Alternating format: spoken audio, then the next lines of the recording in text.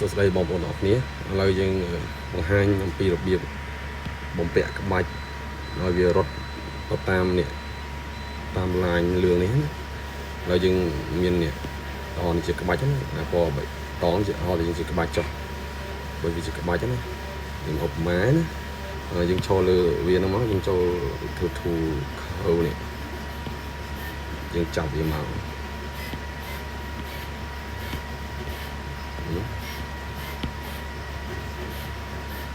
ចាប់វាមកទៅតាមឡាញដែលយើងចង់បានហ្នឹងផ្លែនប្លង់មកយើងនេះត្រូវចឹងហើយយើងតម្លើងចំនួនវាខោននេះឡើងចំនួនប៉ុន្មានតាមមកឃើញទេពេលដែលយើងធ្វើចេះវាកុំឲ្យវង្វេងកុំឲ្យមាន object ច្រើនអញ្ចឹងយើងមានតែ2 object នេះដែលយើងបង្ហាញនេះគឺអាក្បាច់ដែលយើងបំពាក់ហើយនឹងនេះផ្លែននេះប្លង់នេះអញ្ចឹងមានតែ2ពេលដែលយើងចាប់ទៅវាឃើញឡាញវារត់ត្រង់តាំងពីចំហៀងតាំងពីមុខហើយបងប្អូនមួយចំនួនដែលគាត់ធ្វើទៅឈឺក្បាលមកពីអីមក object គាត់នៅច្រើនរហូតដល់មានអានេះពីមុខទៀតនេះបើថមយ៉ាងនៅពីមុខហើយយើងដល់ពេលយើងធ្វើទៅវាណាទៅតាមនឹងចឹងរហូតចឹងវាអត់ក្បាច់មានបាត់មានអីចឹងសារអីនេះវារត់ដល់ពេលយើងធ្វើចេះវិញយើងទាញមករកឲ្យត្រង់ចេះវិញវាត្រង់ចេះវិញហើយយើងមើលមុខវិញវាទៅជារញ៉េរញ៉ៃទៀត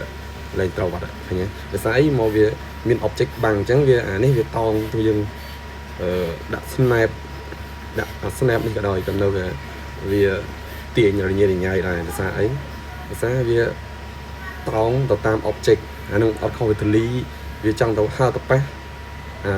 plan នេះទេតែដល់ពេលមានអីបាំងមុខវាត្រូវតងគុំពីមុខសិនហើយអញ្ចឹង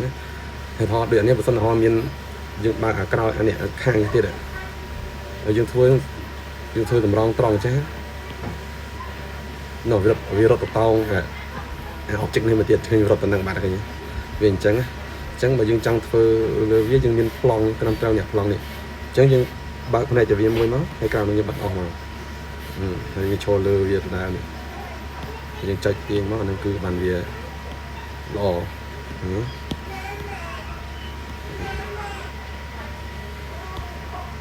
ទីមកគឺវាត្រូវតាំងពីមុខពីក្រោយពីឆ្វេងស្ដាំវាត្រូវទាំងអស់